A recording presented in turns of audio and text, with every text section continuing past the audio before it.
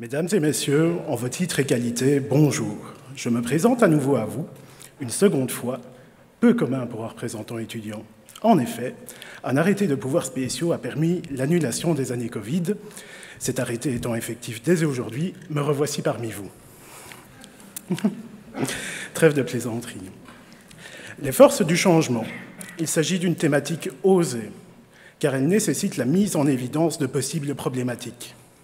En effet, notre quotidien a été bouleversé, et nous adapter a été la condition sine qua non pour ne pas sombrer. Ce changement, s'il nous a été imposé, nous a également démontré que le changement, lorsqu'il est inéluctable, il devient tout naturel. À travers lui, la voie nous est montrée. Aujourd'hui, ceux qui détiennent le pouvoir ont le devoir de prendre les décisions les plus courageuses, offrir un cadre, des standards hautement qualitatifs, une vision à long terme, un cap. Ce sont des éléments, à mon sens, absolument nécessaires pour traiter les maux de notre société. Ces décisions sont difficiles. Elles impliquent des changements considérables et mettent parfois à mal de nombreuses personnes et institutions, parfois confortées dans une uniformité lassante.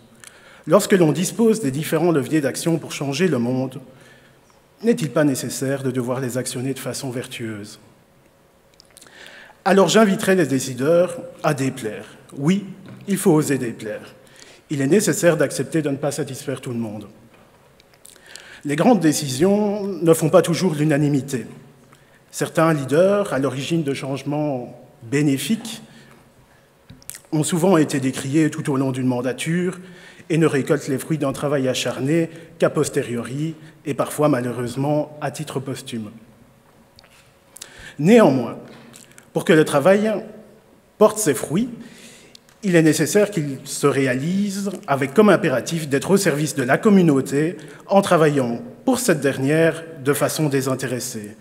Car c'est bien un équilibre entre la passion et la conscience de la raison qui doit vous guider et non la raison de l'administration dans laquelle nous vivons. À l'ère de l'instantanéité et de l'éphémère séduisant du XXIe siècle, ne cédons pas.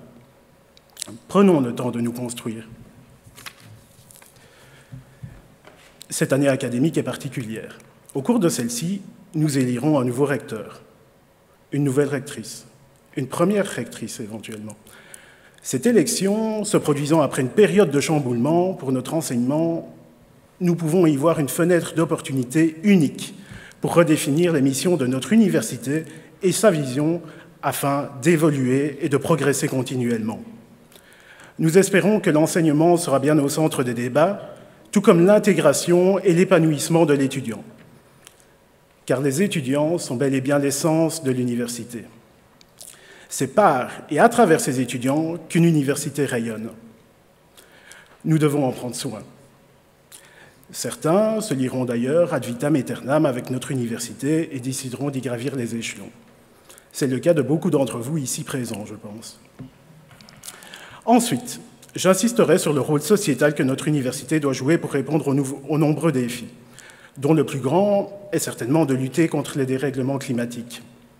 Je suis persuadé que nous avons les ressources pour assumer ce rôle, car notre université est composée de personnes brillantes.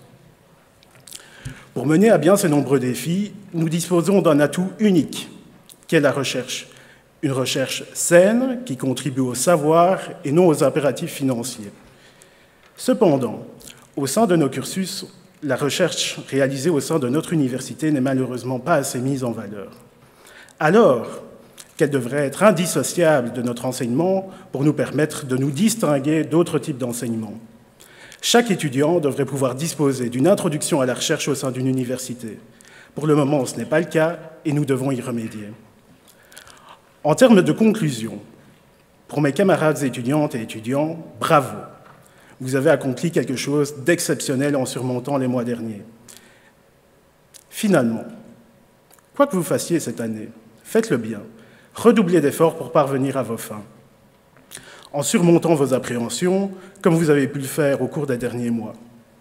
Vos richesses, ce sont vos idées, votre inventivité, votre insouciance. Soyez dans la négation des limites. Soyez les forces du changement. Merci.